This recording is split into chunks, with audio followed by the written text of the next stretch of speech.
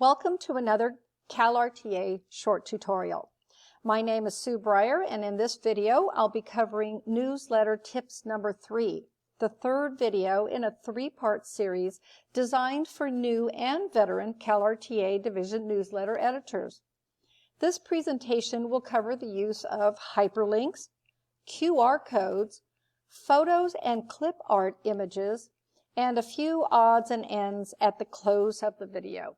So let's get going. Now, hyperlinks are familiar to most, if not all of us, but QR codes or quick response codes, as you see over here on the right, might be a new idea. Hyperlinks, of course, are those bright blue underlined words and phrases in a document that, when clicked on, take you to a website, maybe an application form, a survey, or a document that provides additional information for the reader.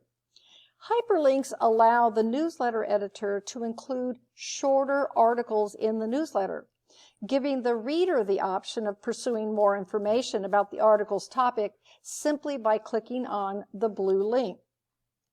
Hyperlinks, as I said earlier, are typically bright blue, but sometimes they appear as black underlined material in the newsletter, as you can see up here, oftentimes confusing the reader who doesn't even realize that these are links. So if you're using hyperlinks in your newsletter, make sure that they stand out and are in that bright blue and are obvious to the reader. Now, QR codes, quick response codes, have become quite popular over the past few years and can often be seen on business flyers, inside magazines, or even on junk mail advertisements that you see in the mailbox. QR codes are like a hyperlink. When scanned with a QR code scanning app, they take the reader to a document, a form, or another website. To create a QR code, you need to access a free, and I emphasize the word free, QR code generator website, such as the one right here. Insert a link to a website or a document, then you generate the code. You then can copy that QR code image and paste it into your newsletter or any other document. To read a QR code, you need to download a QR reader or scanner app to your smartphone. And when you tap on the app and you hover the screen of your smartphone over the code, you're then taken to a new document, a website, or a form. Now, these are up and coming, they're fun to use, but they need a little instruction, especially for those who have never used or scanned a code before. But go ahead, step out, and give them a try. Photos and clip art add a personal touch to your newsletter and reflect the look and feel of your division. The placement of images is also important, so varying their placement is critical. Get creative. If you typically place your images in the top or in the corner of a text box, switch it up and try placing them in the middle of an article to break up the text, as you can see in both of these examples, especially when you're using the margin-to-margin text found in horizontal formatting. To easily place your images wherever you want them, use what we call the wrap text feature, which I'll highlight in the next slide. So what does wrap text mean, and how does that help me with photos and clip art? Well, wrap text allows you to move a text box, like up here in these two examples right here, or an image anywhere you want to on a page, even in the middle of a long article, as you can see with the small text box right here. In the image on the right, for instance, if I wanted to freely move this CalRTA box around on my page, all I do is click on it, and a menu will then appear on the right that looks like this. Then choosing one of these 6 options down here under with text wrapping allows me to then drag this image and place it anywhere I want to on the page. It's really easy to do, so give it a try. These two pages incorporate both photos and clip art, both of which add to the effectiveness of the page. On the left, the clip art headline, as you can see up here at the top, is reflected in the whimsical yet artistically haphazard placement of the 9 photos below it. Photos in division newsletters are very popular with readers, especially if the snapshots are of division members.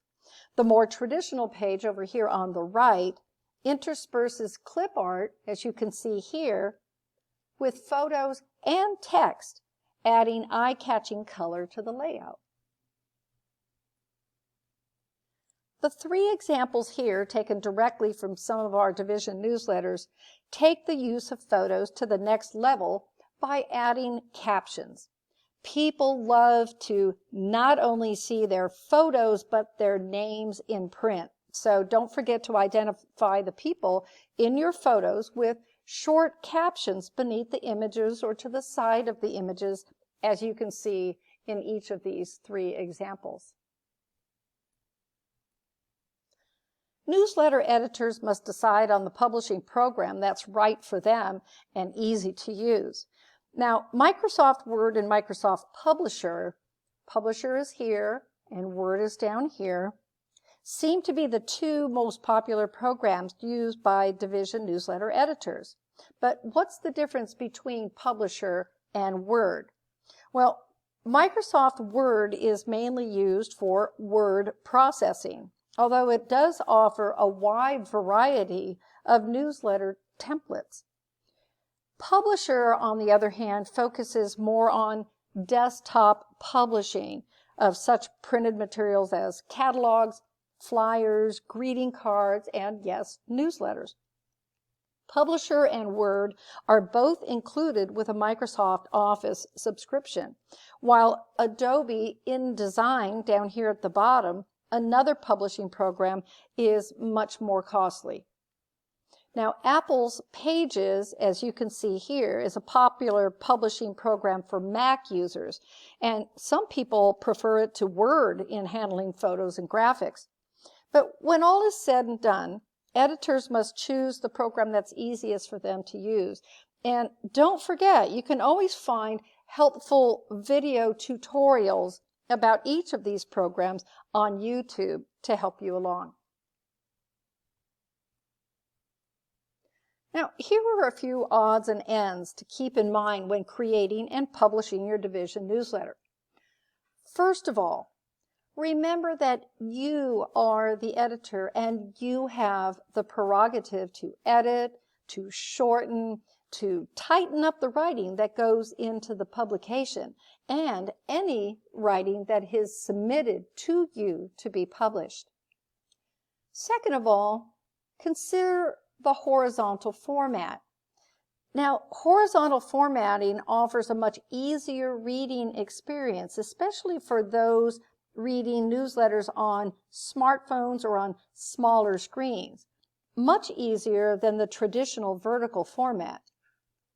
For instance, on a cell phone, the reader doesn't have to slide the text on the screen from side to side or up and down to read long columns of text if they're viewing an article in horizontal format.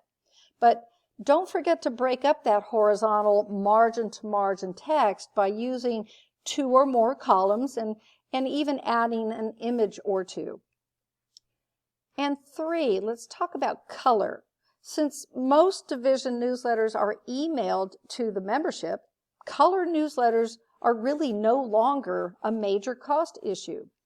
Send a version in living color to those with emails, and black and white or a grayscale version to those who receive print versions. You can always add a bit of color to the snail mail editions simply by printing on colored stock. And finally, let's talk about naming the newsletter.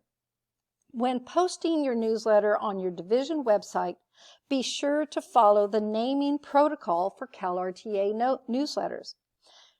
You start with the division number, example here, Division 101, followed by the month and year, February 2021. Keep it short and sweet and easy to read.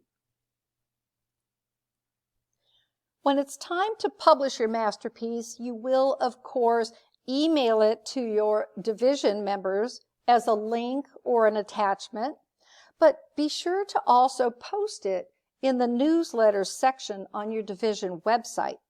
If you need help with that process, simply click on the Resources tab on your division website front page, then click the blue Support and Training button. You'll find a wide range of helpful documents and videos designed specifically for website publishing. And if your division has a Facebook page or group, don't forget to publish your newsletter there as well for others to see. Thank you for joining me for this video presentation. Please check out our other two tutorials, Newsletter Tips number 1 and number 2. I hope to see you again.